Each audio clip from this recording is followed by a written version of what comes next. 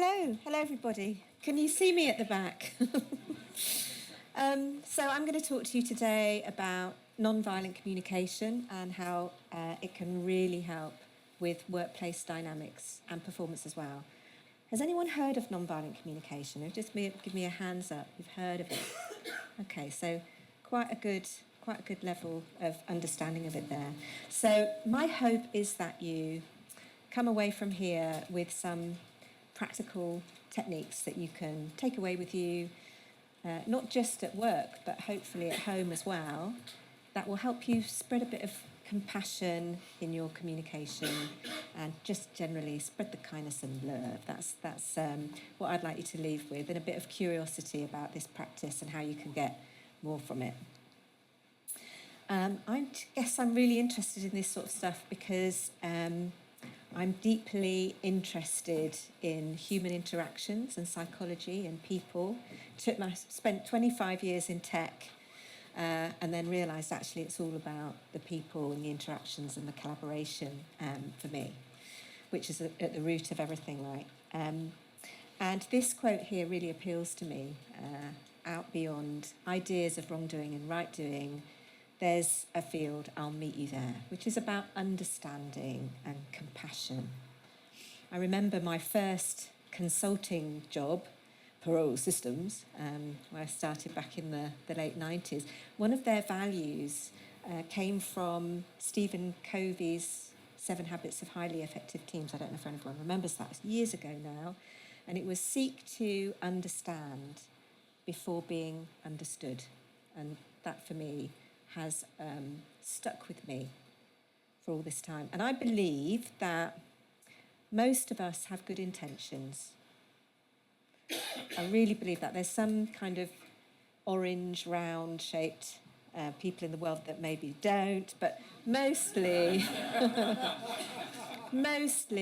I really believe that most of us have good intentions, and we're navigating the planet and our work lives and our home lives with our bundle of cells and our experience that we've had, and we're trying to do a good job. So that's kind of where nonviolent communication comes from.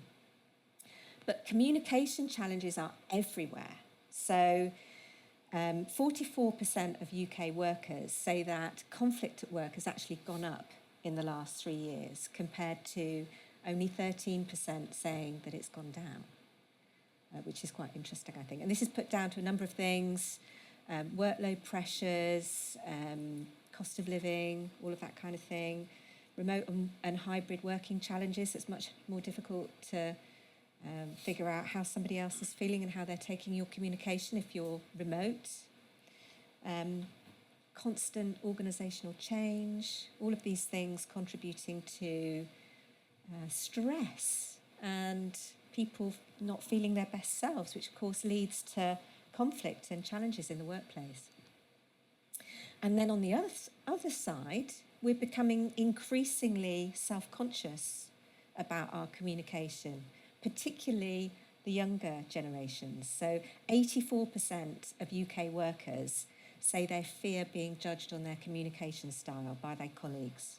And this is the other side of the coin. So this is the using too many words or not being direct or assertive enough. This rises to 97% across 25 to 34-year-olds.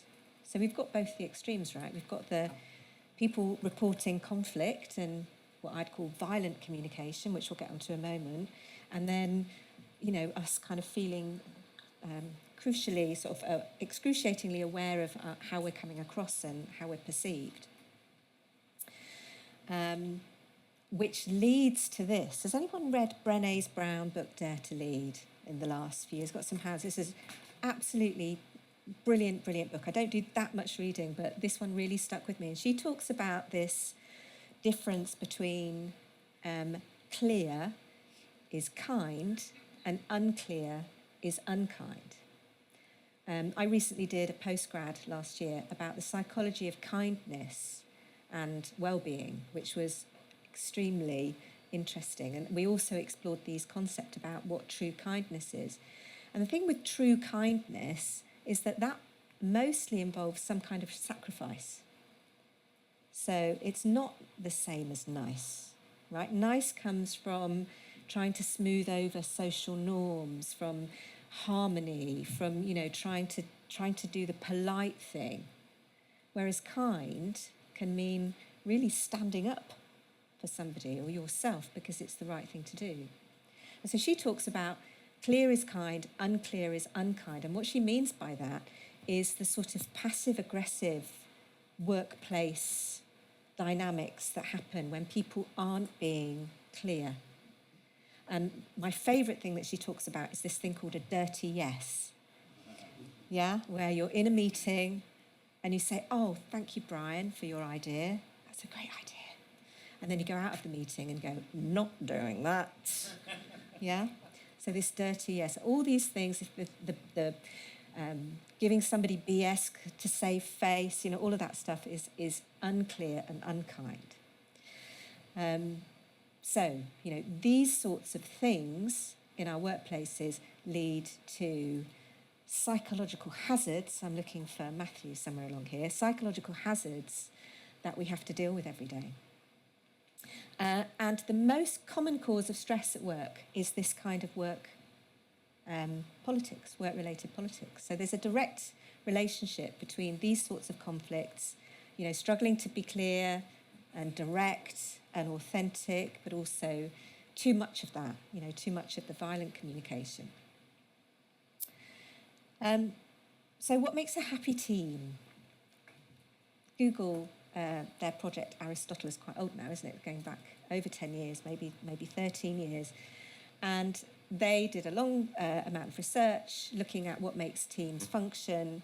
And one of the top attribute of a high-performing team is this thing, psychological safety, in quotes, psychological safety, which, we talked about safe enough spaces. Psychological safety isn't just about comfort, like Matthew was talking about this morning. It's about being able to challenge each other in a safe way, which is about having the skills and the confidence to be authentic and challenge. And so it's actually a good sign of a team to see a healthy, kind challenge going on. And so to achieve this, though, we need to think about what are those hazards and how can we remove them. So what is nonviolent communication? It's the work of this man, Marshall Rosenberg, and it's been around since about the 70s, so it's really nothing new. Once you know about it, you'll notice some of the core principles from this in lots of more modern things around feedback and language. So it's been around for a long time. And he was a clinical psychologist working in Detroit. He was exposed to lots of violence, lots and lots of conflict. He did mediation, quite significant mediation in terms of all around the world, different kind of conflicts and international things as well. He's since sold 5 million copies of his book. And he talks about nonviolent communication being a language of compassion, a way for us to speak in ways that foster greater connection, understanding, and finding strategies to meet each other's needs. So violence, this is Gandhi and his pursuit of non-violence, the non-violent movement. If we think about violence, we think about acts that cause hurt or harm. So if we think about that in terms of communication, what might be violent communication? Sorry? Punching someone. What would that be if it was words? Violent communication. Insulting, yeah. Threatening. Gossiping, yeah. Interrupting somebody. Judging, bullying, having racial bias, blaming, finger pointing, discriminating, judging who's good and bad. All of this comes under the term of violent communication. And so non-violent communication is the opposite of that, right? It's not judging, it's understanding, it's mutual respect. What's good about it? Well, it leads to better quality relationships. It helps you and your colleagues get along well. It teaches you how to be real and honest in a way that you're more likely to be heard and to listen. Fewer co-worker conflicts. And when you're able to practice this and get better at it, it builds a culture of trust and authenticity and self-expression. And all of these things contribute to this thing called psychological safety. And I know from my recent studies just how important that is for performance. Along with team dynamics and cohesion, they're right at the top in terms of what teams need to perform. So how does it work? I'm going to talk you through the basics of nonviolent communication. Here's what his books look like. One of them is very similar to the other, just this is the more recent version. It's a quick read. It's a definite recommend from me. There's lots of examples to work through and lots of things to practice. I'm going to add on a little sprinkle of psychology into it as we go. Okay, so nonviolent communication has these 4 steps. Observations, the concrete actions we observe that affect our well-being. Feelings, how we feel in relation to what we observe. Needs, the needs, values and desires that create our feelings. And the concrete actions and requests we can take in order to enrich our lives.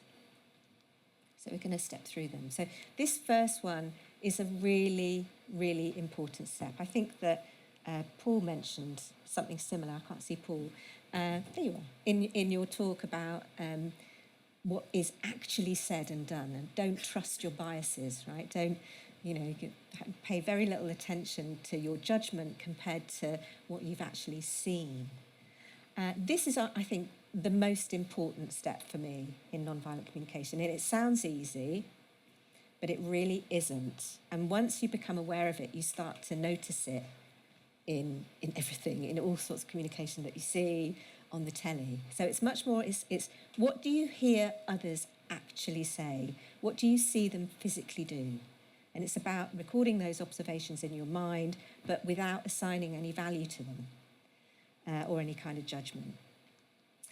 And this G. Krishnamurti quote, the ability to observe without evaluating is the highest form of intelligence.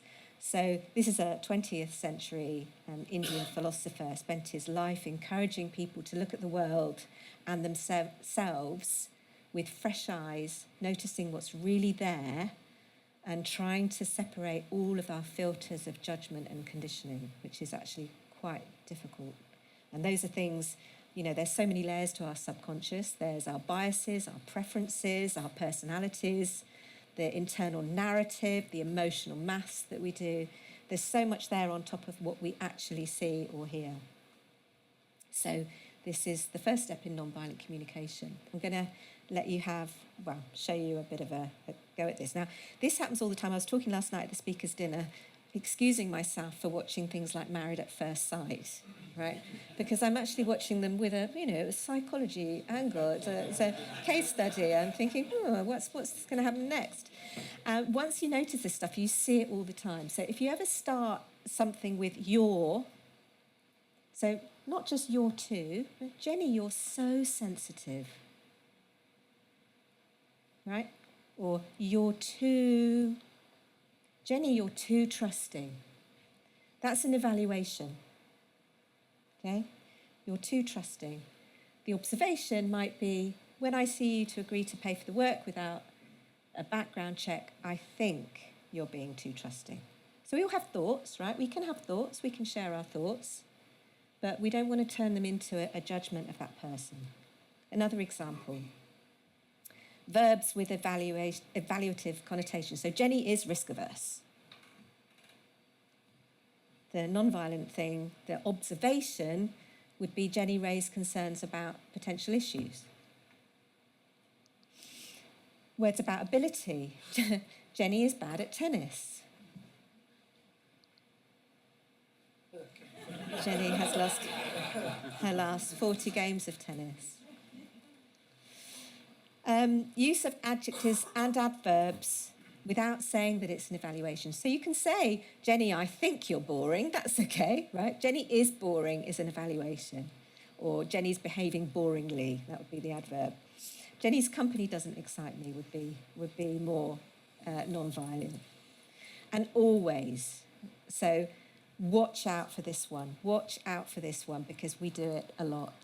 You're always busy. You're always busy. The last 3 times I asked you to go to the pub, you told me you were busy. And never is just as bad. You never call me. I can't recall you calling me. So it's so simple, but it makes such a difference. Because if you receive one of those, you always, you never, you're so, what's your response? You can only be defensive. That's your only position you can take, is to defend yourself. Unless you think you're a rubbish human being, right? So the only position you can take is to defend yourself. So I say to my son, you never unload the dishwasher. I'll say, yes, I do. I did it in June. Yeah? Or, you're always biting your nails. No, I'm not. Yeah? And so it makes such a difference, the separation of observation and evaluation. And when we try and combine the two, the other person is going to hear criticism and resist what we're saying. So NVC discourages any kind of generalizations or judgment and attempts to make the observations specific to the time and context. Of course, some of these things come with a pinch of salt, right? I say to my husband, I noticed the bin is still full. I get a different reaction from that. Yeah, well, he's like, just tell me to empty the bin. Yeah. So the second component of nonviolent communication is to express our feelings, right? To express our feelings. And this is a bit of a funny one, isn't it? We talked about, I think Jitesh talked about, leave your feelings at the door. Leave your feelings at the door. Certainly that was true when I was starting out work in the 90s. Was like, don't bring your emotions to work, right? So we're like, I don't really know if it's okay to talk about feelings. And emotional intelligence even, that's only been a thing since like the 90s. Emotional intelligence is all about knowing how you feel, noticing your feelings, being able to name them, and then managing them, being aware of them, and trying to interrupt your behaviour accordingly. And so we need to acknowledge and pay attention to what we're thinking and feeling, and this step is about naming and identifying emotions. Now, the problem we have is that we often think we're talking about feelings, but we're not talking about feelings. So what are feelings? My son was horrified with this, by the way. What have you done? What have you done, Mummy? So what are feelings? Feelings are emotions.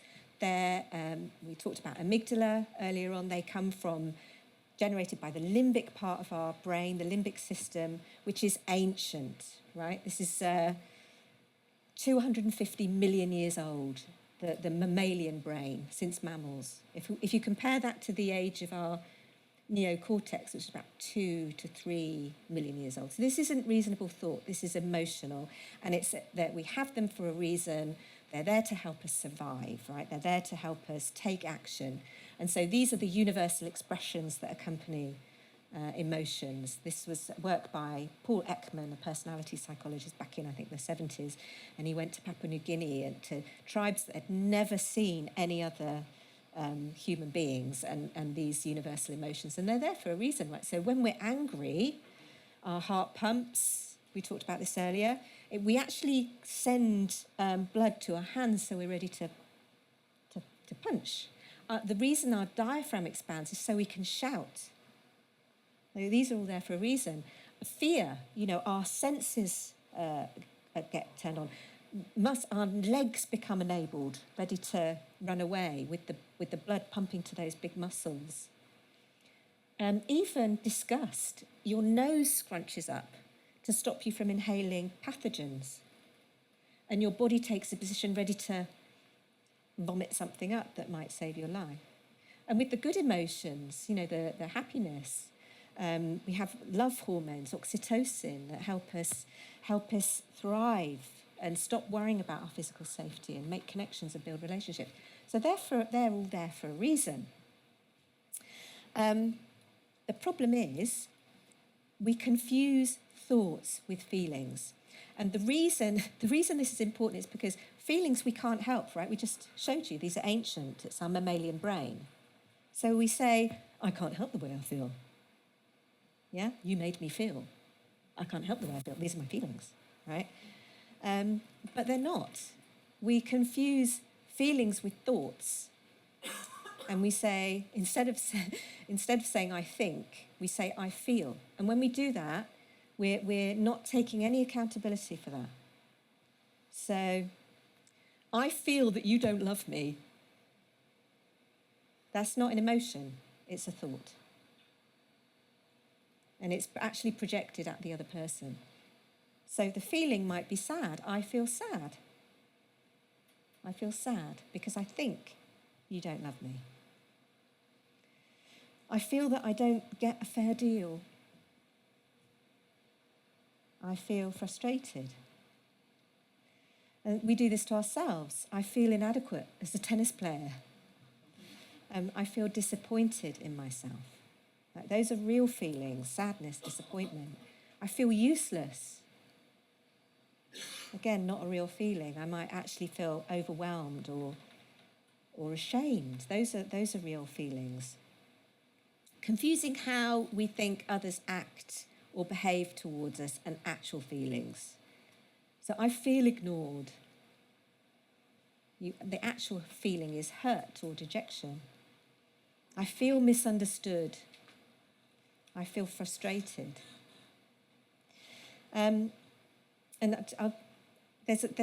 Marshall's work, there's a list of kind of Marshall-approved emotions. So it is a wheel. It's not. This is just an example. It's just a photo I took. It is a wheel, but the common thing about the emotions that he talks about is that they're not projected at anybody else. They're owned by you. It's your feelings. And of course, science on emotions, psychology of emotions, the things that influence the extent of those things is the extent to which the emotion is experienced, but also overlapping with other emotions. So that's where you get this wheel. And I have a story about this. It's not a great one, actually, because I lost a really good friend. We don't speak anymore.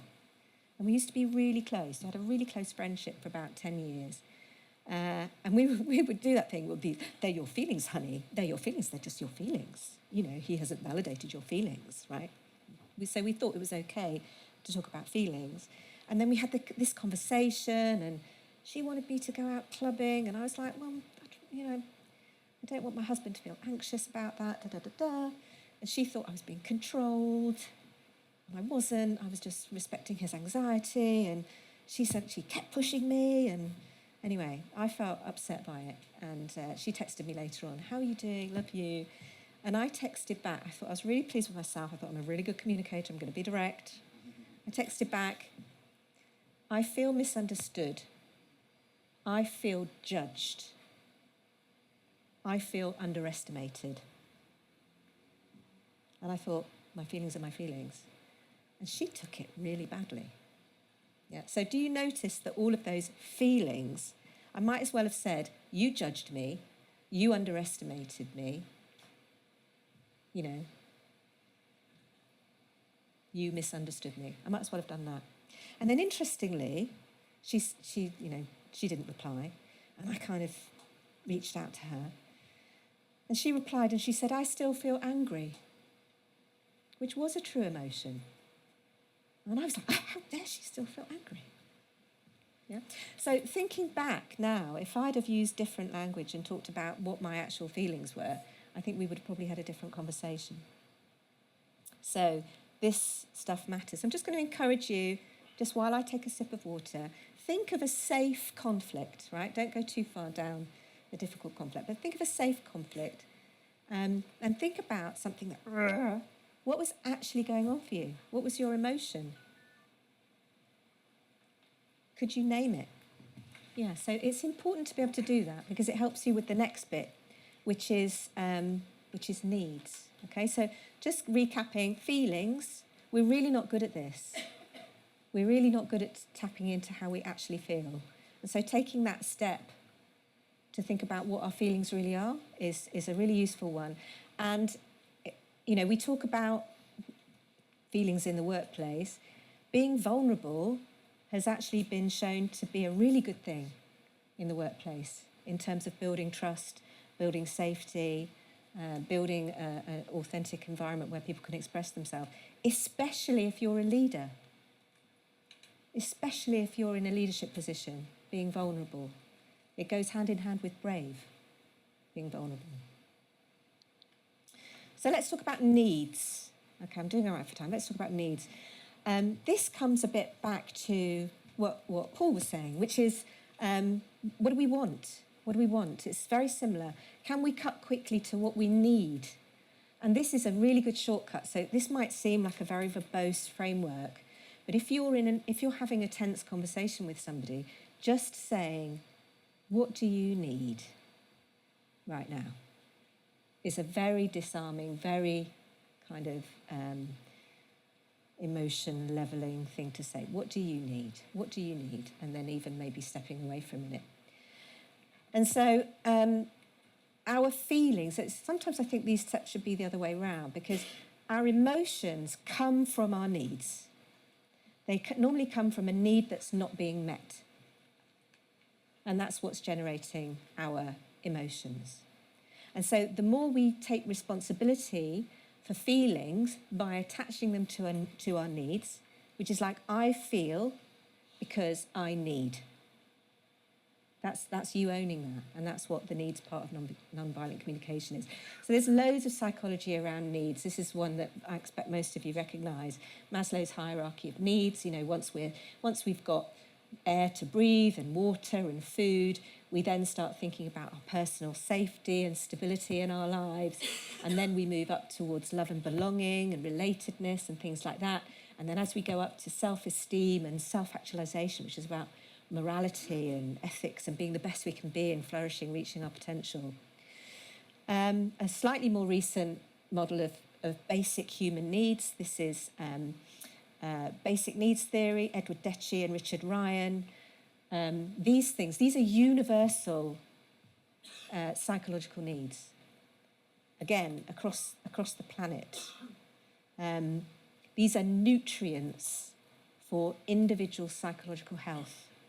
So when we talk about psychological hazards, it's directly related to us not having these things. And we have them in different measures depending on our personality, which to 50% extent comes from our biology. So we have varying needs, and of course, we only see others through the lens of what we already understand. So the needs from Deci and Ryan: autonomy, being in charge of our own decisions, being able to work without too much supervision, feeling like we can make a difference to our environment, that we can affect change around us. Competence, so feeling that you're developing, you're growing, you're skilled, that people value the competence that you bring. Relatedness is about relationships and belonging and acceptance, and all of these things come together as basic human needs. Drive, does anyone remember the book Drive by Dan Pink? Yeah, very similar. So his book's about intrinsic motivation versus extrinsic motivation, and he talks about mastery, purpose, autonomy, which is very similar to here. And if you look at well-being, not just psychological needs, you look at well-being models, that's where purpose and meaning come in strongly as well. So the communication, according to nonviolent communication here, is rather than masking our needs, we're gonna say what we think they are. So it makes me furious when typos appear on the home page, right? That it makes me furious. Yeah, it. Whereas I feel furious, that's okay, that's a feeling, when typos appear on the home page because I want our offerings to look professional. So that's coming towards that mastery, that competence-related need. I feel an emotion followed by a personal pronoun other than I. So I feel disappointed because you cancelled the meeting. The non-violent way would be, I was disappointed when you cancelled the meeting because I had some things to discuss with you. So you're bringing in the need and taking responsibility for the need. When you only mention the others, the actions of others, when you're late, I feel cross, without the because I have lots of important things to get on with that help me do my job. And so, again, there's in non-violent communication, there's sort of a set of needs that help you plug into the needs around our human basic psychological needs. What's going on for me? Could it be belonging? Is it that I need acceptance? If I'd have said to my friend, I need to be accepted. Acceptance is important for me. Then the conversation might have gone a different way. So have a moment, just have a think. That conflict. What is it that you needed? If you're taking this further, what did they need? What were they feeling? So the needs at the root of our feelings, judgments, criticisms, diagnosis, interpretation of others, it's normally a need that's not being fulfilled, and we want to try and connect our feelings to our needs in non-violent communication. And then the last one is requests. So we're really bad at this, making requests to help us get what we need. Really bad at it. Another thing about using the negative rather than the positive, and that creates ambiguity. I'd like you to spend less time at work. So this is actually from Marshall's book. It was one of the examples. And this comes from marriage guidance that he was doing. And the wife had said, I'd like you to spend less time at work. I said this to you, I said I'd like to spend less time at work. And he'd gone and joined the golf club. So I'd like you to spend at least one evening a week together as a family. We're really bad at that. I'd like you to let me be myself. Like, assuming that the other person knows what on earth we're on about. Yeah? I want you to tell me you won't leave our relationship even if you don't do something I don't like. And then it's like, well, that depends. Tell me what. And we'll have a conversation. Making demands. So I want you to give up smoking. Needs to be more of a negotiation. So I'm worried about your health. Would you be willing to quit? So useful non-violent communication language is this. Would you be willing to? Could we try? How would it be for you if? Etc. So kind of it's a two-way thing as well. There's the expressing honestly, but it's a two-way dialogue, and a lot of it is about empathy and listening, standing in somebody else's shoes and actually being able to empathise with them. And this is a really human thing. It's a really human thing, empathy.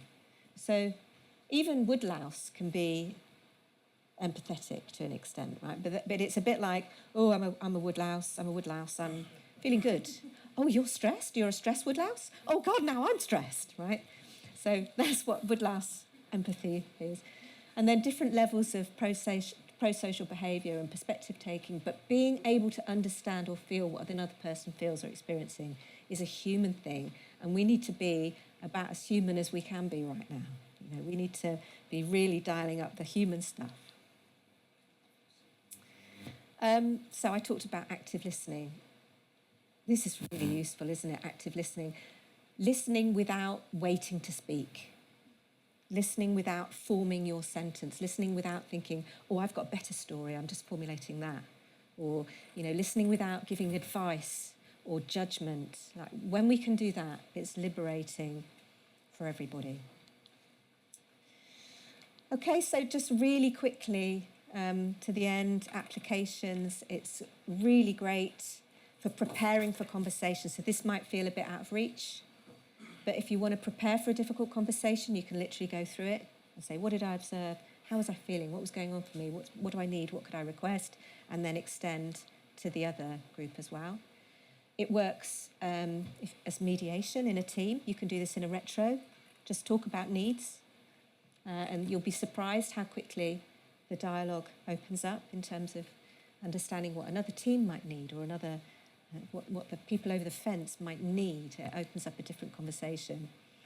And then somebody sort of talked about bring yourself to work, in terms of creating a culture of authenticity and safety. This is really, really helpful with that. And it's good for you, right? It's good for you.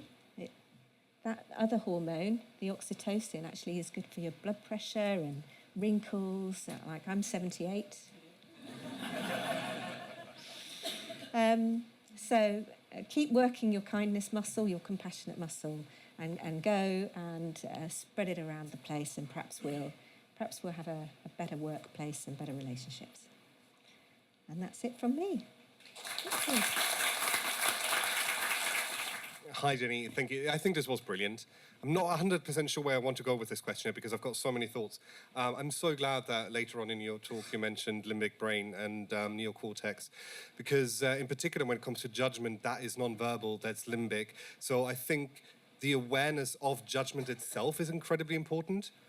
The other thing that I mentioned, and again, I'm going somewhere with this, the other thing is the increase in conflict. And I was like, yeah, so? Because conflict in itself isn't a bad thing. I think healthy conflict is what is important here. Yeah, but I think exactly. with all the non-verbal, non-judgmental, non-confrontational language that I very much am 100% supportive of, I think what is very important and what I personally feel is being lost a little bit is individual resilience.